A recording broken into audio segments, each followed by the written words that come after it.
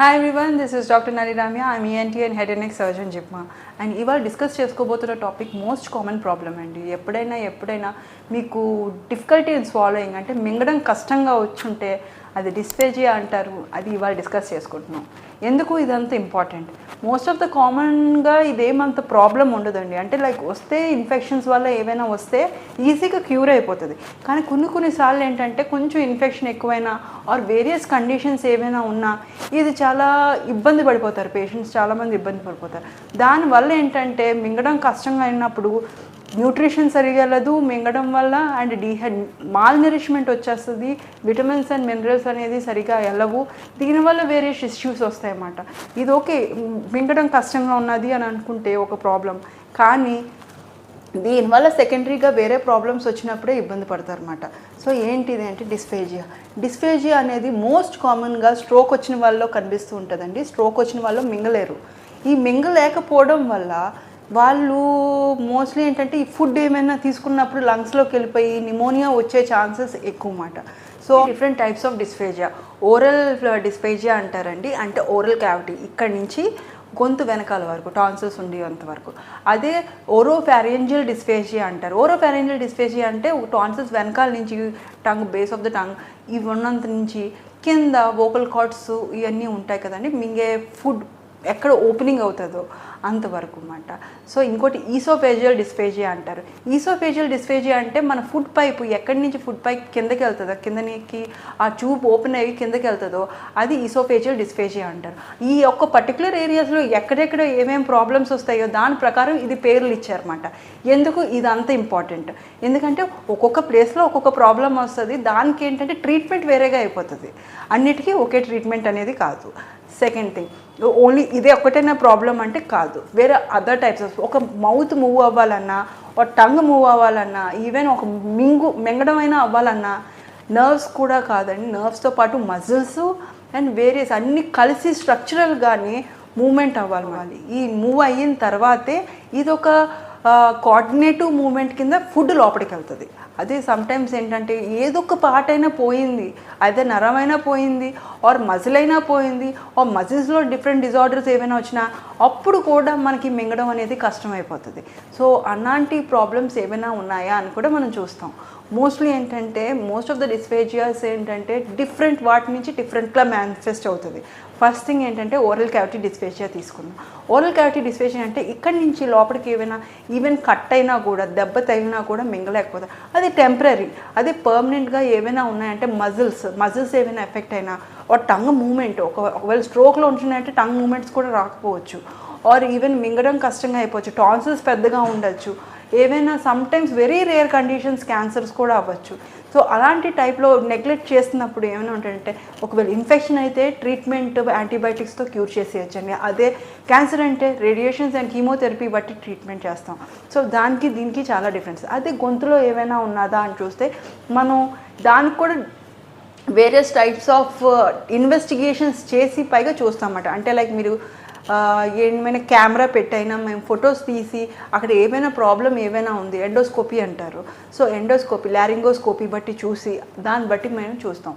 So అలాగా ఈసోఫాగస్లో కూడా nerve problem ఉండొచ్చు, మజిల్ ప్రాబ్లం ఉండొచ్చు. ఈ నర్వ్ ప్రాబ్లం ఏవైనా ఉన్నాయంటే ఆ కంట్రాక్షన్, ఫుడ్ వెళ్తుంది కానీ కంట్రాక్షన్స్ అవ్వట్లేదు. అది మజిల్ ప్రాబ్లం ఉన్నా కూడా కంట్రాక్షన్స్ గట్టిగా కంట్రాక్ట్ అయిపోయి ఉండొచ్చు ఆర్ ఒక్కోసారి లూజ్ అయిపోయి ఉండొచ్చు ఇలాగా. సో దీనికి కూడా వేరే టెస్ట్స్ అంటూ ఉంటాయి. సో డిఫరెంట్ లెవెల్స్లో డిఫరెంట్ టెస్ట్స్ ఉంటాయి. దాని ప్రకారం ఏంటంటే ఎందుకు డిస్ఫేజియా వస్తుంది అనేది మనం కనిపెట్టచ్చు. ఏరియాలో ప్రాబ్లమ్స్ కానీ ఈవెన్ బ్రెయిన్లో వచ్చిన ప్రాబ్లమ్స్ కూడా మనం చూసుకోవాలి. ఎక్కడ బ్రెయిన్లో వచ్చిన ప్రాబ్లమ్స్ వల్ల మనకి డిస్ఫేజియా వస్తుంది. సో ట్రాపిక్ లేటరల్ స్క్లిరోసిస్ అనే కండిషన్ ఉంటుందండి. అది నరం ప్రాబ్లము. దానివల్ల ఏంటంటే మల్టిపుల్ నరాలు ఎఫెక్ట్ అవుతాయి, ఈవెన్ చేతులు కాళ్ళు కూడా. కానీ దీనివల్ల ఏంటంటే ఈ యొక్క నరాలు కూడా ఎఫెక్ట్ అయినప్పుడు దానివల్ల కూడా మింగడం, అంటే బ్రెయిన్లో ప్రాబ్లం, ఇక్కడ కాదు బ్రెయిన్లో ప్రాబ్లం అని స్పైనల్ కార్డ్లో అయినా ప్రాబ్లం, ఇలాంటి ఈ యొక్క బ్రెయిన్ ఎక్స్టెన్షన్స్లో ఏమైనా ప్రాబ్లం ఏమైనా ఉన్నది అంటే అది ప్రాబ్లం వస్తూ ఉంటుంది. ఇంకోటి ఏంటంటే సెరిబ్రల్ పాలసీ.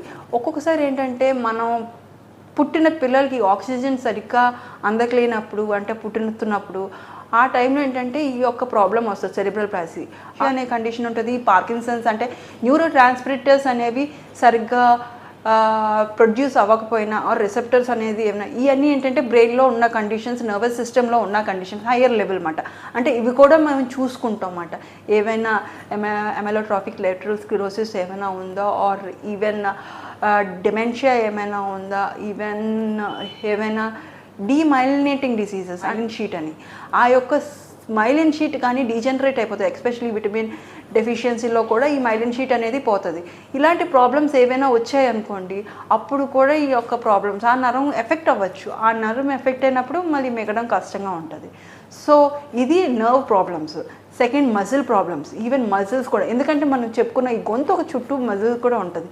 ఈ మజిల్స్ ఏమైనా తేడాలు అంటే మరి ఈ నరాలు వెళ్ళి మజిల్స్కే కదా సప్లై చేసేది. ఈ మజిల్స్కి ప్రాబ్లం వచ్చినప్పుడు మరి మింగడం అనేది కష్టంగానే ఉంటుంది. డిఫరెంట్ కండిషన్స్ ఉంటాయండి. ఎక్లేషియా అంటాము.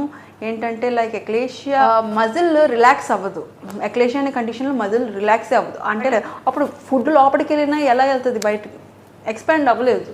సో అలాంటి కండిషన్స్లో కూడా మింగడం కష్టమైపోతుంది. అంటే రిలాక్స్ అవ్వట్లేదు మనిషి. ఫుడ్ బాలెస్ ఆ ఫుడ్ లోపలికి వెళ్ళడానికి అలో చేయట్లేదు, గట్టిగా ఉండిపోతుంది ఆ food pipe. So second thing ఏంటంటే క్రికోఫారింజియల్ స్పాజమ్ అంటారు. ఈ యొక్క ఫుడ్ పైప్ పైన ఒక మజిల్ ఉంటుంది, ఎంట్రన్స్ దగ్గర ఒక మజిల్ ఉంటుంది క్రికోఫారింగ్స్ అని.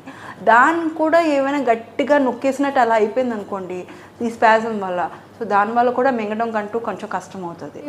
మజిల్ డిస్ట్రోఫీ ఒక్కోసారి ఏంటంటే మజిలే కొంచెం బ్యాడ్ అయిపోవచ్చు, అంటే లైక్ వీక్ అయిపోతుంది. ఈ యొక్క వీక్ మరీ గట్టిగా కంట్రాక్ట్ అయిపోయినా ప్రాబ్లమే, లూజ్ అయిపోయినా ప్రాబ్లమే. సో లూజ్ అయిపోయినప్పుడు కూడా మింగడం అనేది కంట్రాక్షన్స్ సరిగ్గా లోపల పుష్ చేయడం ప్రాబ్లం అయిపోతూ ఉంటుంది. అండ్ స్క్లీరోడర్మా, మయోసైటిస్, స్క్లీరోడర్మా ఆర్ ఏంటి ఇంకో ఆటో ఇమ్యూన్ డిసీజెస్ కూడా ఉంటాయండి. సో ఈ యొక్క ప్రాబ్లమ్స్ వల్ల ఏంటంటే ఆ యొక్క వాల్స్ అయినా ఒక నరాలైనా అక్కడ వీక్ అయిపోతూ ఉంటాయి.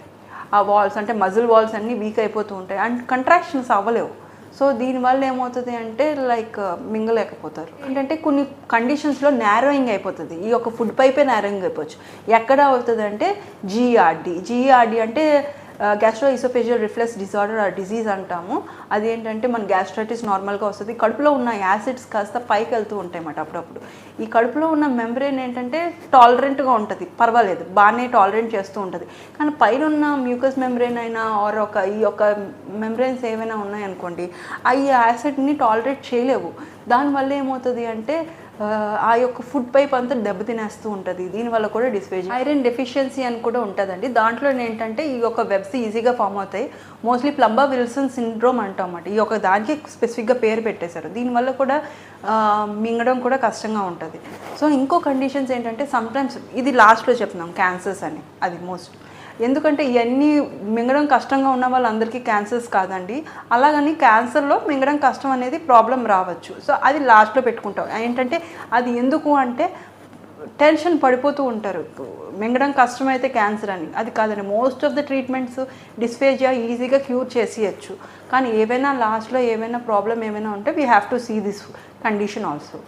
ఇంకోటి మరి ఇవన్నీ ప్రాబ్లమ్స్ లైక్ ఇంకో స్ట్రక్చరల్ ప్రాబ్లమ్స్ ఈసోఫేజియల్ డైవర్టికులం అని కూడా అంటాం. అంటే లైక్ కొన్నిసార్లు ఏంటంటే పౌచెస్లా కూడా ఈసోఫేగస్లో ఈ యొక్క ఫుడ్ పైప్లో ఫామ్ అవ్వచ్చు. దానివల్ల పౌచెస్ అంటే ఒక సెపరేట్ శాక్ లాగా, ఒక బొడుపులాగా పౌచ్లో ఫామ్ అవుతూ ఉంటుంది ఒక శాక్ లాగా. దీనివల్ల కూడా ఈ యొక్క మింగడం అనే ప్రాబ్లం రావచ్చు. మరి దీన్ని ఎలా ఐడెంటిఫై చేయొచ్చు? అసలు దేని మన ఇన్ని కండిషన్స్ ఉన్నాయి, ఇన్ని కండిషన్స్లో ఉన్నప్పుడు అసలు ఎలా ఐడెంటిఫై చేస్తాం? అలా టైప్స్ ఆఫ్ ఇన్వెస్టిగేషన్స్ ఉన్నాయండి. ఫస్ట్ థింగ్ ఏంటంటే ఎవరైనా వచ్చాము అంటే ఏంటి ప్రాబ్లం అనేది చూసినప్పుడు మేము బేరియం స్వాలో అనేది చెప్తాం అన్నమాట. బేరియం స్వాలో అనేది ఎక్స్రే తీస్తారు, ఇలా తీస్తాం అన్నమాట. ఈ ఎక్స్రే తీసినప్పుడు ఏమైనా అబ్నార్మాలిటీస్ ఏమైనా ఉన్నాయా, స్ట్రక్చరల్ అబ్నార్మాలిటీస్ ఏమైనా ఉన్నాయా అనేది మేము చూస్తూ ఉంటాం. స్కోపీ అంటాం. కెమెరా పంపిస్తాం గొంతులోకి, కెమెరా పంపించి ఆ స్ట్రక్చర్స్, ఆ వాల్స్ అంతా, ఈ యొక్క స్టమక్ వాల్ అంతా బాగానే ఉన్నదా లేదా అని కూడా ఏమైనా స్ట్రక్చరల్ అబ్నార్మాలిటీస్ ఏమైనా ఈ వెబ్స్ అయినా ఆర్ క్యాన్సర్ అయినా ఆర్ పౌచెస్ అయినా ఇలాంటివి ఏవైనా ఉన్నాయా అనేది ఈజీగా ఐడెంటిఫై చేసి.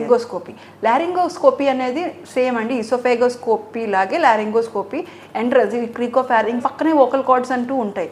ఈ పర్టికులర్ ప్రాబ్లం ఏమైనా ఉందా, ఆర్ పక్కన పైరిఫార్మ్ సైనస్ అని ఇంకో సైనస్ ఉంటుంది. ఈ స్ట్రక్చర్స్ అండి ఈ యొక్క వోకల్ కార్డ్స్ ఈ పర్టికులర్ ఏరియాలో ఈ స్ట్రక్చర్స్లో ఏమైనా ప్రాబ్లం ఏమైనా ఉన్నదా అని చూస్తామన్నమాట. అందుకంటే ఈ పక్కన ఉన్న స్ట్రక్చర్స్ వల్ల కూడా మింగడం ఇక్కడ ప్రాబ్లం అయిపోవచ్చు. సో ఈ లారింగోస్కోపీ, ఇది లారింగ్స్ అంటాం. ఈ లారింగ్స్ అనేది మనం చూస్తామన్నమాట, కెమెరా పెట్టి చూస్తూ ఉంటాం. ఇది కూడా ఒక type of endoscopy. Fibro optic endoscopic evaluation ఏంటంటే మనం కెమెరా పెడతాం, ముక్కులోంచి లోపలికి కెమెరా ఇలా పెట్టి లోపల ఎలాగా మింగుతుంటే ఎలాగ మింగుడు పడుతుంది, అన్ని మూమెంట్లు సరిగ్గా ఉన్నాయా లేదా అనేది చూస్తామంట. అంటే డై ఇస్తాము, ఆ డై అప్పుడు ఆ కెమెరా రెగ్యులర్ ఆ పర్టికులర్ స్పేస్లో పెట్టిన తర్వాత ఆ డై ఇచ్చిన తర్వాత మింగమంటాం. ఆ మింగిన తర్వాత డై సరిగ్గా వెళ్తుందా లేదా అనేది చూస్తాం అన్నమాట. ఇది కూడా ఒక టైప్ ఆఫ్ ఎండోస్కోపీ, కానీ ఫంక్షన్ చూస్తాం అన్నమాట, ఎలా బాగానే అవుతుందా లేదా అనేది. ఇంకోటి ఈసోఫేజియల్ మానోమెట్రీ అంటాం. ఇది కూడా సేమేనండి, సేమ్ అన్ని ఎండోస్కోప్స్ ఇలాగే పెట్టి దాంతోపాటు ఏంటంటే ఎడిషనల్గా మానోమెట్రీ అనుకుంటే ఒకటి పెడతాం, ఒక పైప్ పెడతాం అన్నమాట, ట్యూబ్ లాగా. ఇదేంటంటే ప్రెషర్స్ ఐడెంటిఫై చేస్తుంది. ఈ యొక్క కంట్రాక్షన్స్, ఈ ఈసోఫేగస్ అనేది కంట్రాక్ట్ అవుతూ ఉంటుంది, అలా కంట్రాక్ట్ అవుతూనే లోపలికి ఫుడ్ పంపిస్తూ ఉంటుంది. సో ఆ కంట్రాక్షన్స్ ఎంత ప్రెషర్లో వస్తుంది ఆర్ వీక్, ఎందుకంటే మజిల్స్ కూడా సరిగ్గా కంట్రాక్ట్ అవ్వలేదు అనుకోండి ఈ ప్రాబ్లం వస్తుంది. సో ఆ మజిల్ పవర్ ఎలా ఉన్నది అనేది కూడా చూడొచ్చు. వీటన్నిటికీ ట్రీట్మెంట్స్ ఒకటే అంటే మీకు తెలిసిందే, ఒక్కొక్క దానికి ఒక్కొక్క ట్రీట్మెంట్. కానీ బేసిక్గా ఏంటంటే మెడిసిన్స్తో మోస్ట్లీ తగ్గిపోతూ ఉంటాయండి. మెడిసిన్స్తో అంటే ఆ పర్టికులర్ ఏ ప్రాబ్లం, ఇన్ఫెక్షన్ అయితే డిఫరెంట్ టైప్ ఆఫ్ మెడిసిన్స్ ఉంటాయి. అదే లైక్ వేరే జిఆర్డి అంటే డిఫరెంట్ టైప్స్, అంటే గ్యాస్ట్రైటిస్ అయితే డిఫరెంట్ టైప్స్ ఉంటాయి. సో అసలు ఎందుకు ఆ ప్రాబ్లం వచ్చింది అని ఐడెంటిఫై చేసి దానికంటూ ఒక మెడిసిన్స్ ఇస్తూ ఉంటాం అన్నమాట. Life style modification, mostly night time food తినద్దు అని చెప్తూ ఉంటాము.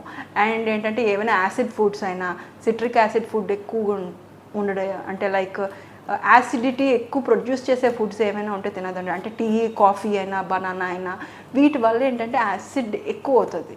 సో అలాంటి oily foods and fry foods, so అలాగా జిఆర్డీని తగ్గించవచ్చు. సో దానివల్ల ఈ జిఆర్డీ అనే ప్రాబ్లం వల్ల వస్తున్న డిస్ఫేజియా అయితే జిఆర్డీ తగ్గించేస్తే తగ్గిపోతుంది. ఇంకోటి ఏంటంటే బొటాక్స్ ఇంజెక్షన్స్ కూడా ఇస్తాం. ఈ బొటాక్స్ ఇంజెక్షన్స్ వల్ల ఏంటంటే ఒక్కోసారి మజిల్ స్పాజంలోకి వెళ్ళిపోతూ ఉంటారండి. అంటే లైక్ ఇందాక అనుకున్నాం క్రికోఫారింజియల్ స్పాజం అంటాం, ఆర్ ఈసోఫేజియల్ స్పాజం. ఇలాంటి స్పాజం గట్టిగా నొక్కేసుకొని ఉంటుంటే మజిల్స్ వాటిని రిలాక్స్ చేయాలి, ఫుడ్ లోపలికి వెళ్ళట్లేదు ఇది రిలాక్స్ అవ్వకపోతే. సో ఈ రిలాక్స్ చేయాలంటే బొటాక్స్ ఇంజెక్షన్స్ ఇస్తామన్నమాట, ఈ బాటులియం టాక్సిన్. సో ఈ ఇచ్చిన తర్వాత రిలాక్స్ అయినప్పుడు ఫుడ్ బెటర్గా వెళ్తూ ఉంటుంది. ఇంకా మింగడం కష్టంగా ఉంది అంటే అప్పుడు ఫుడ్ పైప్ పెట్టేస్తామండి, రైల్స్ ట్యూబ్ అంటాము, ముక్కులోంచి పెడుతూ. కొంతమందికి ముక్కు ప్రాబ్లం ఉన్నది అన్నప్పుడు గొంతులో పెడుతూ ఉంటాం అన్నమాట. సో ఇవన్నీ వచ్చాయి, ట్రీట్మెంట్ అయిపోయింది. సమ్టైమ్స్ ఏంటంటే కొన్ని ఎక్సర్సైజెస్ కూడా చెప్తాం. ఎందుకు ఎక్సర్సైజ్ అంటే ఇవన్నీ మజిల్స్ కదా, లైక్ ఫిజియోథెరపీ లాగే దీనికి ఎక్సర్సైజెస్ అంటూ ఇస్తూ ఉంటే ఈ యొక్క గొంతు మజిల్స్కైనా ఇవన్నా ఈజీగా మింగడం అనేది ఈజీగా అలవాటు చేసుకోవచ్చు. సో ఎక్కువగా ఏంటంటే మనం చిన్న చిన్న ఫుడ్ తీసుకోమంటాం. అండ్ లిక్విడ్స్ కన్నా సాలిడ్స్ ఎక్కువ ప్రిఫర్ చేస్తాం. అంటే లైక్ ఇప్పుడు ఏమైనా లిక్విడ్ ఇంకా కష్టం అండి మింగడం, సాలిడ్స్ కొంచెం బెటర్. అందుకని ఏంటంటే లిక్విడ్స్లోనే ఏంటంటే థిక్కర్స్ అని ఉంటాయి, లిక్విడ్ని థిక్కర్ చేసి అంటే లైక్ ఆ ఫుడ్ థిక్గా చేసిన తర్వాత సెమీ సాలిడ్ టైప్లో అయినా పెడుతూ ఉంటాం అన్నమాట.